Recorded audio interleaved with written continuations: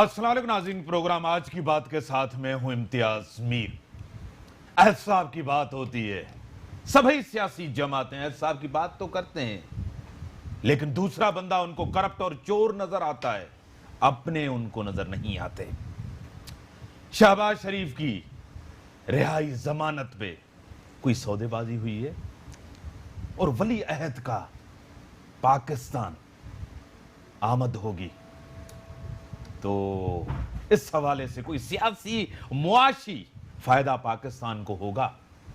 सभी सियासी जमातें जमहूरियत की, सिस्टम की, पार्लियामेंट की बात करते हैं, लेकिन संजीदगी नजर नहीं आती अवाम के लिए, जमहूरियत के लिए, सिस्टम के लिए। और भारत का पाकिस्तान के ऊपर एक इल्जाम लगाना तहकीकात के बगैर, और सियासी तौर पाकिस्तान का एक किरदार बड़ा अहम है। सिंध के अंदर पीपल्स पार्टी की हुकूमत 11 साल हो गए हैं, और कराची के अंदर अवाम के साथ इंक्रोचमेंट, जो घर गिराए गए, दुकान गिराए जा रहे हैं, वो भी आपके सामने। इसी के ऊपर हम स्टूडियो में दावत दिए। MNA हैं, मेंबर ऑफ नेशनलिस्ट भी 2 दफा रह चुके हैं, MPA रह चुके हैं, सीनियर पॉलिटिशियन या पार्लियामेंटेरियन है, कॉलमनिस्ट हैं, पैट्रन इन चीफ है पाकिस्तान हिंदू कौंसिल के, किसी तारीफ और तारीफ के मोहताज नहीं है, डॉक्टर रमेश कुमार साहब। सर, मैं आपको वेलकम करता हूं अपने प्रोग्राम में। थैंक यू सर, अहद साहब से शुरू करते हैं। अहद साहब बढ़ेगा या ब्रेक लग गई? क्योंकि वेलकम बैक डॉक्टर साहब। सौदेबाजी, इक्तदार की सौदेबाजी, जब अपोजिशन में तो आसान होती है सियासत, जब आप गवर्नमेंट में आते हैं तो आपको सौदेबाजी, गिव एंड टेक करना पड़ता है। देखिए, पहली चीज़ तो ये कि खान साहब की नेचर के अंदर सौदेबाजी नहीं है, मगर असेंबली को स्मूथ चलाना, अपोजिशन को उस हवाले से कुछ न कुछ चीज़ें कंप्रोमाइज़ अपनी दिल से ऊपर से करनी पड़ती हैं। जैसे पब्लिक अकाउंट कमेटी का चेयरमैन बहुत मस्जिद थे कि नहीं होना चाहिए, मगर मैंने ही उस टाइम पे कहा था कि सर, एक इंटरनेशनल प्रैक्टिस है, ये कॉन्स्टिट्यूशनल बाइंडिंग नहीं है, और मगर इंटरनेशनल प्रैक्टिस है, हमें ये आगे कुछ न कुछ बढ़ना चाहिए।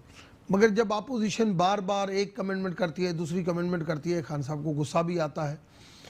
मगर फिर भी मैं समझता हूँ कि हमें पेशेंस के साथ चलना चाहिए, क्योंकि गवर्नमेंट को रन करना, अवामी मसले मसाइल की तरफ हल के लिए रोल तो अपोजिशन का भी होना चाहिए, क्योंकि जो पार्लियामेंटेरियन जहाँ जहाँ से हल्के से आए हैं उनको उनका रोल एक बनता है, मगर ज़्यादा रिस्पॉन्सिबिलिटी हमारी होती है।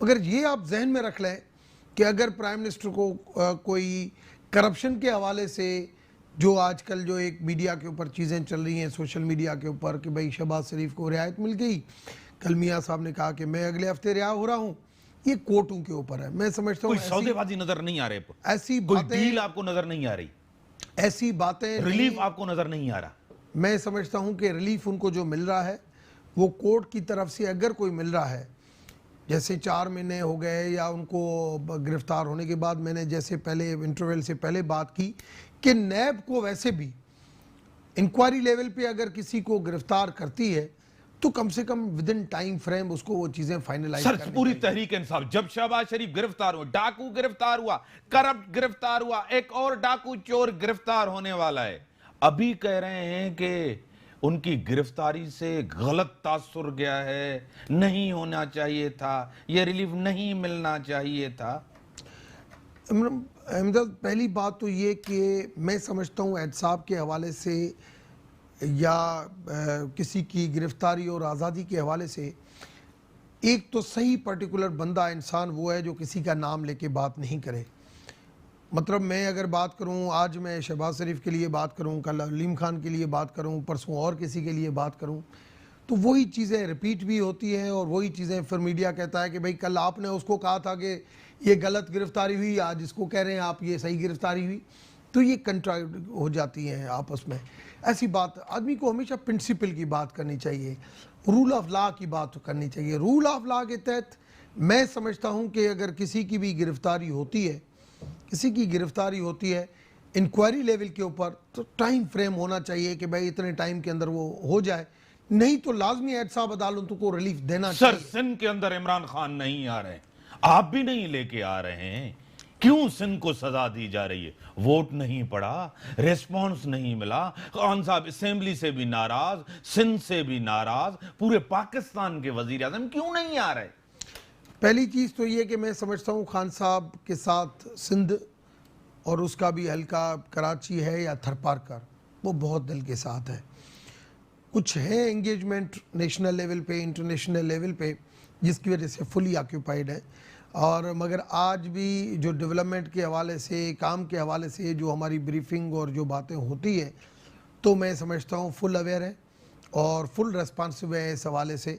और आप देखेंगे, रही बात सिंध गवर्नमेंट के हवाले से, मैं समझता हूँ सिंध गवर्नमेंट की जहाँ पे जैसे माजी में 2013 में 2008 से 13 तक अगर दहशतगर्दी के हवाले से सिंध गवर्नमेंट और फेडरल गवर्नमेंट पीपल्स पार्टी की थी, काम नहीं किया, तो फेडरल गवर्नमेंट आई, उसने एक विल दिखाई कि ये दहशतगर्दी ख़त्म होनी चाहिए। उसके प्रेशर में आके इन्होंने 2013 में एक कोऑपरेशन किया और ये दहशतगर्दी ख़त्म हुई। इस वक्त फेडरल गवर्नमेंट नहीं चाहती कि 18th अमेंडमेंट के तहत हम कोई प्रोविंशियल ऑटोनॉमी में डिस्टर्ब करें। थोड़ी बहुत हमारी मिनिस्टरों की तरफ से स्टेटमेंट आई, मैं समझता हूँ सर हुकूमत गिराना, गवर्नर राज, हुकूमत 4 दिन में गिरने वाली है, खत्म करने वाले हैं, हम एक नया धड़ा लाएंगे, दूसरी हुकूमत बनाएंगे। आपके बुजरा, आपका फवाद चौधरी, यहाँ खुर्रमशेर जमान, फिरदौस शमीम, यहाँ सब लोग यही चाहते थे। गवर्नमेंट को मैंडेट मिला हुआ है पीपल्स पार्टी को। मैं समझता हूँ बच्चे हैं और थोड़ा सा जल्दबाजी में बात करते हैं, और ऐसे गवर्नमेंटों को 18th अमेंडमेंट के बाद गिराना करना, ये हमारा मोटिव होना ही नहीं चाहिए। और अगर फेडरल प्रोविंशियल गवर्नमेंट के अंदर ये कोई आपस में डिस्प्यूट बनता है, कोई जो एहतसाब चल रहा है या JIT की जो रिपोर्ट आई, उस हवाले से क्या फैसले आगे आते हैं क्या नहीं आते हैं, उसके बाद अगर पीपल्स पार्टी खुद बाइफरकेट होकर हमसे अगर हेल्प मांगती है, कोई ऐसा कोई बंदा सामने आ जाता है, उस टाइम हम कोई उनकी हेल्प करें और चीज़ें, मगर हमें इनिशिएटिव में बिल्कुल नहीं डलना चाहिए। और जो भी 2-3 लोगों ने स्टेटमेंट दी, वो हमारी पार्टी की स्टेटमेंट नहीं थी, पार्टी का ये मौक़िफ़ नहीं था।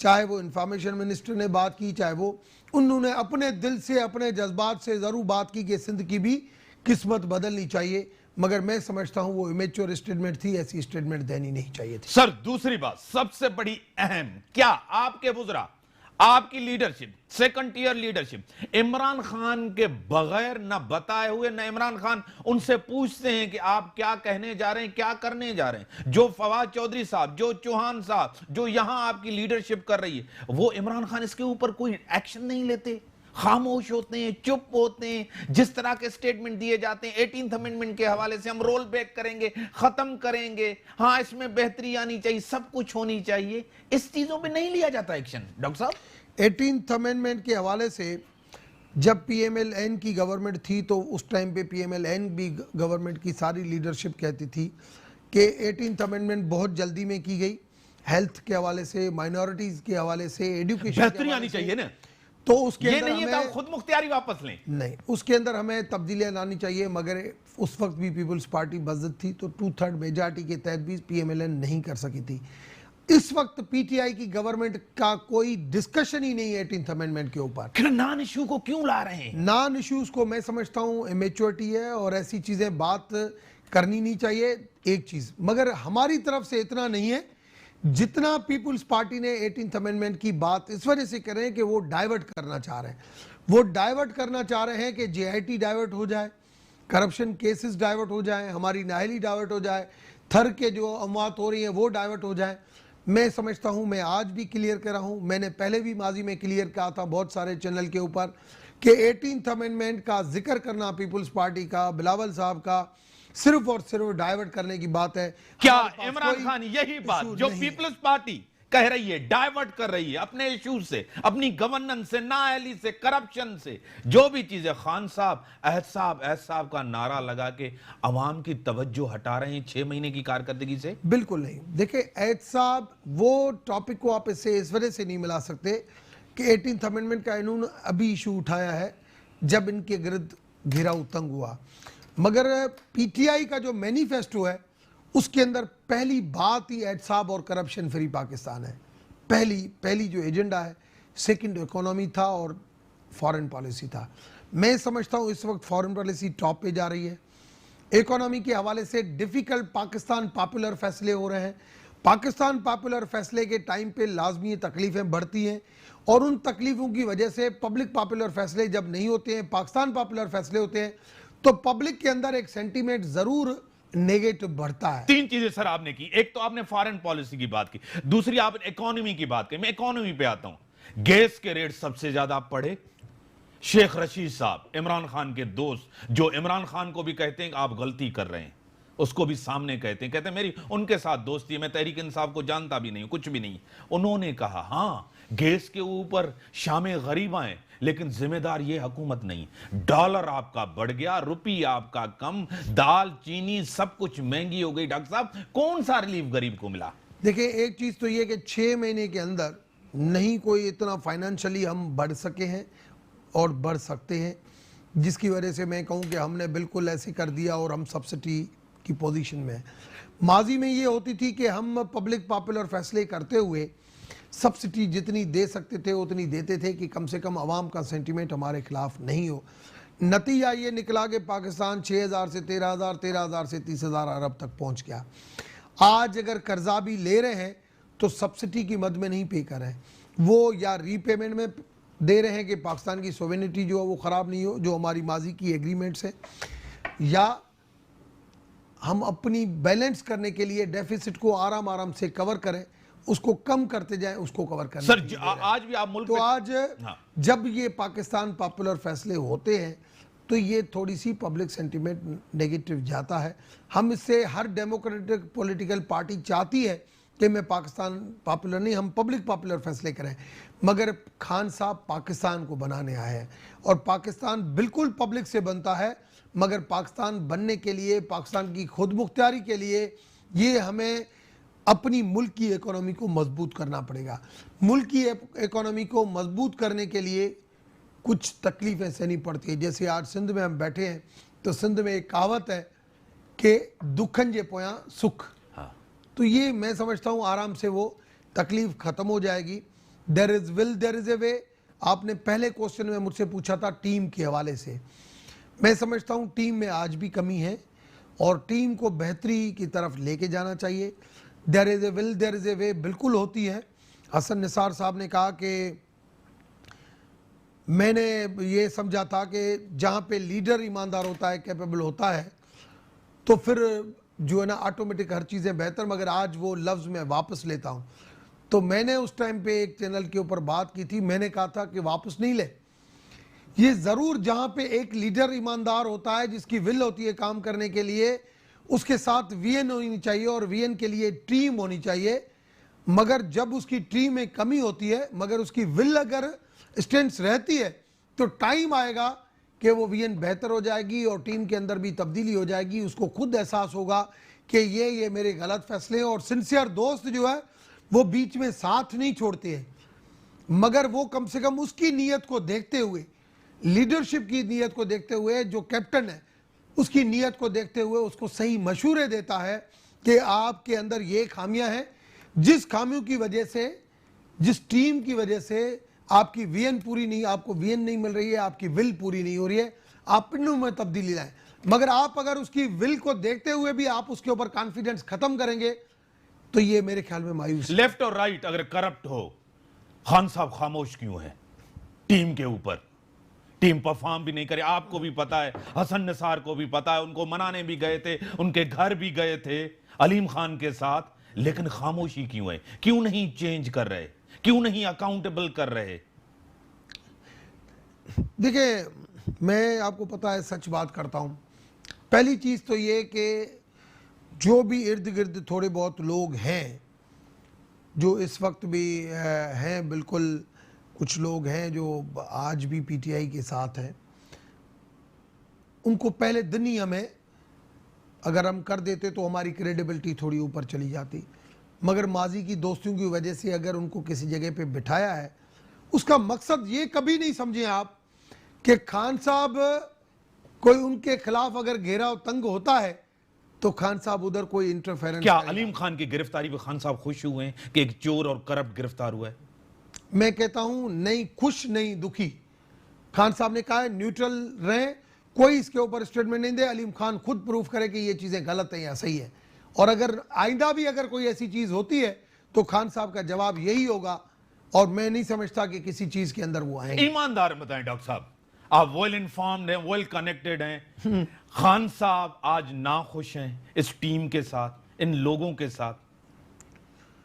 ब्रेक के बाद बताओ, ब्रेक का टाइम हो गया। ब्रेक के बाद डॉक्टर, वेलकम बैक नाज़रीन। डॉक्टर साहब नाखुश हैं कि नहीं, कारकर्दगी नहीं की, सिर्फ अपोजिशन की वजह से कुछ चेंजेस नहीं ला रही जा रही, वेट किया जा रहा है, इंतजार किया जा रहा है, टीम तब्दील होगी, कुछ वज़रा तब्दील होंगे? उसमें ऑफ कोर्स बहुत सारे ऐसे लोग हैं जो कुछ इत्तेहादी हैं, कुछ अपने हैं, और अपने भी ऐसे लायल वर्कर हैं जो परफॉर्मेंस नहीं दिखा सके हैं, या कुछ इत्तेहादी ने परफॉर्मेंस नहीं दिखाई है। एक्शन होना चाहिए था और उनको फारिग करना चाहिए था, क्योंकि खान साहब खुश उन लोगों से जिनसे नहीं है।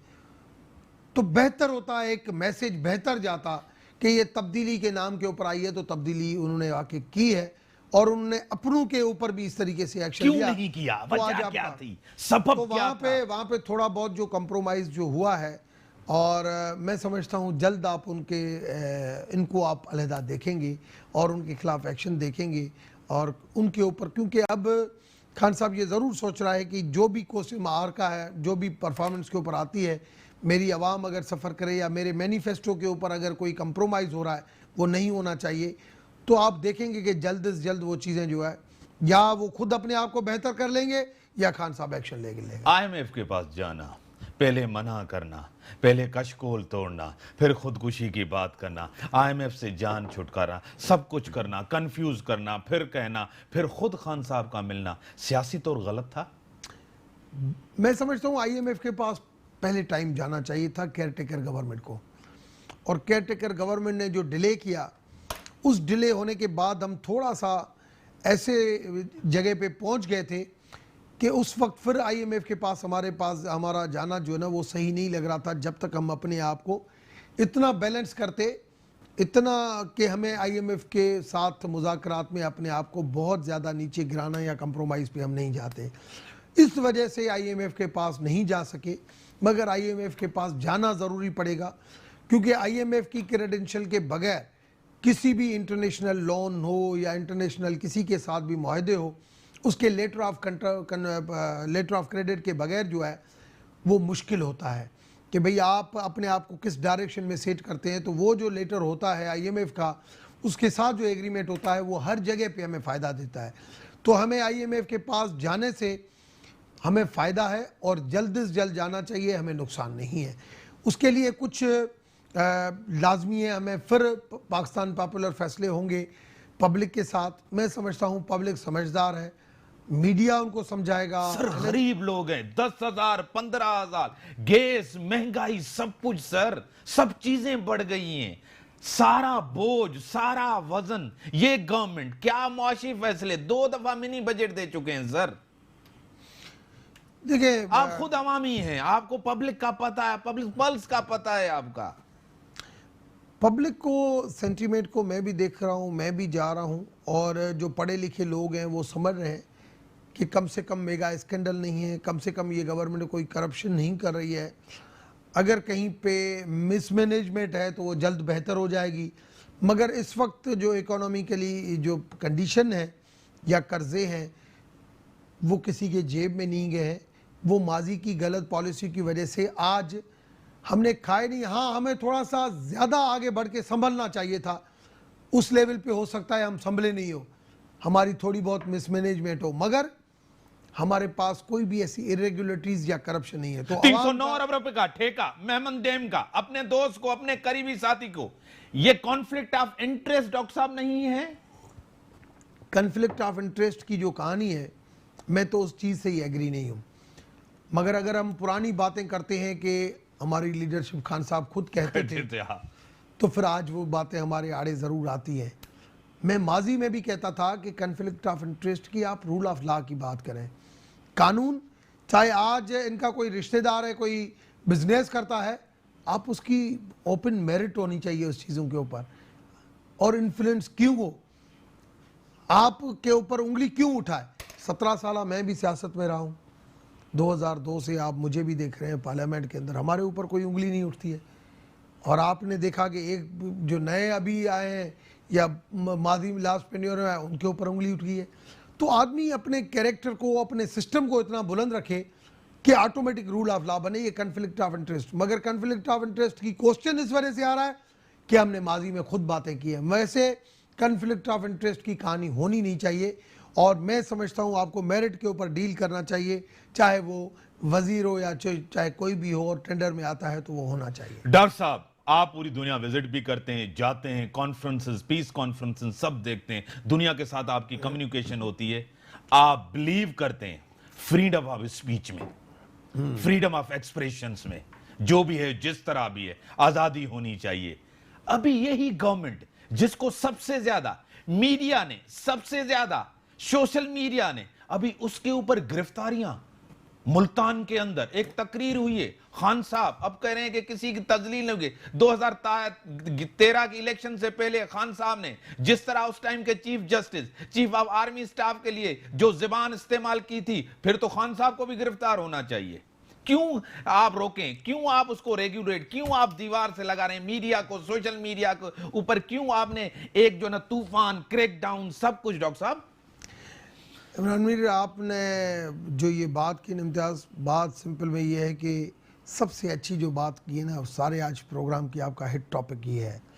मैं आज सोच ही रहा था, आपको पता है मैं संडे के दिन कॉलम लिखता हूँ, और आज सोच रहा था कि कॉलम लिखूँ कि सऊदी वलीयत आ रहा है उसके ऊपर लिखूँ या इस सोशल मीडिया के हवाले से लिखूँ। तो मैंने दोनों के अंदर जो प्रायोरिटी दी वो सोशल मीडिया को दी। मैंने कहा नहीं, सऊदी वलीयत के ऊपर नहीं, मैं इसके ऊपर लिखूँगा, क्योंकि सऊदी के ऊपर पहले भी मैं लिख चुका हूँ। क्यों? मैंने हमेशा एथिक्स की बात मैं करता हूँ कि पार्लियामेंट्री भी एथिक्स होने चाहिए, और जो हम भूल गए हैं हेट मटेरियल के हवाले से। जब 19 जून की जब जजमेंट आई थी, मुझे चीफ जस्टिस ने बुलाया था, 16 हेयरिंग मेरी हुई इन इश्यूज़ के ऊपर। मैंने पहले दिन ये कहा था कि हेट मटेरियल, हेट स्पीचेस जो है ना वो नहीं होनी चाहिए। उसके बाद हमने नेशनल एक्शन प्लान की 20 पॉइंट एजेंडा में भी उसको बनाया, मगर नेक्टा वगैरह ने माजी में भी इन चीज़ों को कवर नहीं किया। आज अगर हम करने जा रहे हैं तो मैं समझता हूँ पहले तो ये हमें पार्लियामेंट्री एथिक्स में भी रहना चाहिए कि हमारा मजहब इनका एक मने करता है कि आप मुलजिम को भी मुजरिम आप तब तक नहीं कहो जब तक आप अपनी आंखों से देखो किसी को कोई गुनाह करते हुए। हम उसको चोर भी कह देते हैं, हम किसी को गदार भी कह देते हैं। हाँ, सर्टिफिकेट कितना तो अगर आपके हेट मटेरियल, आप कहते हैं हेट स्पीचेस, अगर उसको कोई गाली दे या उसको कोई गदार के गदार, मुल्क से गदार के लिए भी कोई किसी को कह देता है कि ये मुल्क का गदार है, हाँ, मैं समझता हूं उससे बड़ी कोई गार नहीं हो सकती, तो वो भी हेट में आता है। तो इन सारी चीजों के ऊपर हमारी एक रोड मैप होना चाहिए। नहीं है, वो नजर नहीं आता। इनके सिर्फ ऊपर सियासी तौर रोकना है इनको। डॉक्टर साहब, आप खुद समझते हैं ये सोशल मीडिया जो है ना, इनके ऊपर सबसे बड़ी तलवार है। कोई भी इशू हो, मैं जनरल बात करता हूं, सिंध के अंदर वफाक के ऊपर, जब तक मीडिया पे नहीं आता हुकूमत की आंखें नहीं खुलती, एक्शन नहीं होता। ठीक है, मैं फ्रीडम ऑफ स्पीच या फ्रीडम ऑफ एक्सप्रेशन, मैं तो आपको पता है इसके ऊपर हमने सेमिनार किए हैं, उसके ऊपर तो कोई दूसरी राय नहीं है कि नहीं होना चाहिए, मगर इखलाक के दायरे में होना चाहिए। कभी कभी एंकर भी बैठ के जिस तरीके से बात करते हैं, कभी प्रोग्राम के अंदर, आजकल उन्होंने वो 10 सेकंड का जो टाइम दिया है उधर वो बीप लगा देते हैं, मगर मैं कहता हूँ उनके ऊपर, टीवी के ऊपर भी बैन होना चाहिए कि ये चीज़ें नहीं जाए। जब हम बड़े, पहले पार्लियामेंटेरियन, फिर एंकर्स, फिर ये रिपोर्टर्स, जब ये चीज़ें करें उसके बाद हम दूसरों से ये माने कि भाई अब सोशल मीडिया के ऊपर, मतलब ये नहीं होना चाहिए कि कोई मिनिस्टर अगर कोई सोशल मीडिया के ऊपर बात ऐसी कर दे उसको माफ हो, और कोई गरीब अगर कोई किसी को गाली दे तो उसको हम बंद कर। डॉक्टर साहब, ईमानदारन बताएं, आपने एमएनए रहे, पहले भी रहे, बाद में भी रहे, नून लीग का दौर, पीपल्स पार्टी का दौर आपके सामने रहा, सब कुछ रहा, हर जगह आपके दोस्त, हर चीज है, तहरीक इंसाफ का भी दौर है। सबसे ज्यादा सोशल मीडिया के अंदर हेट स्पीचेस, सबसे ज्यादा अब्यूजिव लैंग्वेज, टारगेट करना किसी को भी, तहरीक इंसाफ वाले लोग करते थे या दूसरे करते थे? सारे करते हैं सर, मैंने तो देखा है हमेशा, अगर हम कुछ भी तनकीद करें या मैं कोई कहता हूं चाहे कोई 10% करे चाहे कोई 20% करे, ठीक है, मगर कि कोई भी ऐसा बंदा नहीं है किसी पॉलिटिकल पार्टी में और उसको कंडेम ही नहीं करते हैं। मैं नून लीग में था और जब ये हमारी ज्वाइनिंग हो रही थी वो, तो एक शिव भगवान का जो है ना फोटो लगा के और खान साहब का इन्होंने नून लीग ने ये किया था। ठीक है, तो ये चीज़ें भी गलत है। जब मियाँ साहब यहाँ पे आया, मियाँ साहब यहाँ पे आया दिवाली में, और जब उन्होंने स्पीच की, ठीक, तो उनकी तरफ से भी आया ये, तो मैं समझता हूँ वो भी गलत था। बात ये है कि आप अगर करो तो वो सही, वो करे गलत। हमें अपने अखलाक को इतना बुलंद करें, खुदा आपसे खुद पूछे कि आपकी रजा क्या है। हमें अपने आप को बेहतर करना चाहिए कि आप, मगर ये मैं कहूँ कि वो नहीं करता था। पीटीआई के अंदर भी लोग ऐसे मौजूद हैं, ठीक, मिनिस्टर भी हमारे मौजूद हैं, पीएमएलएन के अंदर भी मौजूद हैं, क्या पार्टी के अंदर भी मौजूद है। क्या पार्टी के लीडर ने इनको सपोर्ट किया हुआ है कि आप इस तरह करें? सर मुझे आप बताएं, मैं आपका भी इतना ही एक्सपीरियंस है, मुझे भी 15 साल से ज्यादा मीडिया में हो गया, प्रिंट मीडिया में, इलेक्ट्रॉनिक मीडिया में। मैं कहता हूं जितनी अब्यूजिव लैंग्वेज इस्तेमाल की जाती है, जितनी गाली दी जाती है, जितनी बदतमीजी की जाती है, वो उतना करीब होता है लीडरशिप के। बिल्कुल होता है, उसमें कोई शक नहीं है। आप देखें, और बदकिस्मती है। मैं आज भी, जब मेरी उस दिन खान साहब से जब बात हुई, मुलाकात हुई, मैंने उनको ये कहा कि मियाँ साहब ने वही गलतियाँ की थी जो दलाल और दानियाल करते थे, और हम कहते थे कि ये गलत हो रही हैं चीज़ें, और उनको गले लगाते थे। आप भी वो जो चीज़ें कर रहे हैं, मैं समझता हूँ माजी सीखने के लिए होती है, माजी रहने के लिए नहीं होती है। और लोग कहते हैं कि इसके साथ जो हो रहा है आप उसके साथ अगर देखो, मैं हमेशा जब ऐसे कोई मैयत गुजरती है, खुदा से ऐसे हर में भी इस तरीके से चले जाना है, कम से कम नेक काम करते जाएं। अगर खुदा की वो इमानत आदमी, जो भी बंदा जिसको जो रेस्पॉन्सिबिलिटी अगर मिले, वो अगर उसको अपनी खुदा की एक इमानत समझे ना, उससे कभी गलती नहीं होगी। मगर जो उसको इमानत नहीं समझेगा तो वो उस टाइम से फ़ायदा ज़रूर लेगा, मगर वो टाइम उसके लिए ऐसा बनेगा कि वो हर जगह पे उसकी बुराई होगी, भलाई नहीं होगी। काम ऐसा करो कि आपका अखलाक बुलंद हो। सर दो चीजें बड़ी इंपॉर्टेंट हुई हैं। सबसे पहले वलीयत का आना, सब कुछ आपको पता है, सब चीजें मुल्क के लिए मुआशी सियासी बेहतरी होगी, या और जिस तरह हालात हैं पाकिस्तान के अंदर, अमेरिकन भी करीब, तालिबान, अमेरिकन, ये सारी गेम पाकिस्तान आज सबसे ज्यादा अहम, वैसे तो तारीखी तौर इंपॉर्टेंस है, फायदा होगा मुल्क का, इकोनॉमी का, इन्वेस्टमेंट का। डिपेंड हमारी वीएन के ऊपर, हमारी डिप्लोमेसी के ऊपर। पाकिस्तान की माजी में भी जोग्राफिकली जो पोजीशन है बहुत इंपॉर्टेंट है। हम बहुत ज़्यादा फ़ायदा ले सकते थे, मगर हमने उस तरीके से, हमने जैसे अफ़गानिस्तान की जंग को 17 साल पहले हमने अपनी झोली में डाल दिया, इस वक्त अफ़गानिस्तान के अमन को भी जिस तरीके से हम तालिबान के हवाले से, टॉक्स के हवाले से, या अमेरिकन फ़ौज के हवाले से थोड़ी सी जो जल्दबाजी कर रहे हैं, मैं समझता हूँ हमें बहुत केयरफुली चलना चाहिए। और हमने माजी में भी केयरफुली नहीं चले, हमने बहुत पाकिस्तान के अंदर जाने भी गवाई, और फाइनेंशियली भी हम कमज़ोर हुए। आज भी एक एक कदम हमें सोचना पड़ेगा कि हमारे पास, हमारे मुल्क के अंदर रूट्स जो हैं इंटरनेशनली मुल्कों की यहाँ पे मौजूद हैं, और क्या हम यहाँ पे फ़ौजें चली जाती हैं, हम किस तरीके से रहते हैं, वो भी हमें देखना पड़ेगा। हमें सऊदी का क्या रोल है, सऊदी, बिल्कुल सऊदी की कैंप में हम पहले भी थे, आज भी हमें रहना चाहिए थे। बीच में जो हम नहीं रहे वो भी गलत था, मगर उसके बावजूद भी जो है हमें कितना वहाँ पे आगे बढ़ना चाहिए। क्योंकि देखें ना, सऊदी हो, चाइना हो, आज भी पाकिस्तान से ज़्यादा आप देखें कि इंडिया के साथ उनके बिजनेस रिलेशन, पाकिस्तान में 1 बिलियन है, वहाँ पे 30 बिलियन तक है, 100 बिलियन तक वो जा रहे हैं। चाइना में भी देखेंगे वहाँ पे 100 बिलियन तक जा रहे हैं। तो बिजनेस होना एक अपना, तो वो माइंड चाहिए कि किस तरीके से हम किस चीज़ को कैश कराएं। हम ये हमेशा हमारी गलती हो जाती है, जैसे हमें अमेरिका ने कहा कि पाकिस्तान अपना रोल इख्तियार करे, हमने अपने आप को ऐसे ऊपर कर दिया कि हम बहुत खुदा हो गए, और अमेरिका हमें कह रहा है। नहीं, मैंने उसके ऊपर भी कॉलम लिखा, हमें नहीं, जल्दबाजी नहीं करनी चाहिए। बड़ी मेहरबानी, लिमिटेड टाइम था, जल्दबाजी नहीं करनी चाहिए। अवामी मफादात, मुल्की मफादात, और खान साहब को टीम, अच्छे लोग, और वही टीम नहीं जो जरदारी साहब और मुशर्रफ की टीम थी, वही टीम नहीं जो अपने मुफादात के लिए, और खान साहब को वही गलती नहीं करनी चाहिए जो नून लीग ने की, जो पीपल्स पार्टी ने गलती की, और मुल्की मसाइल गरीबों के लिए डिलीवर करना होगा। इसी के साथ दीजिए इजाजत, अल्लाह हाफिज।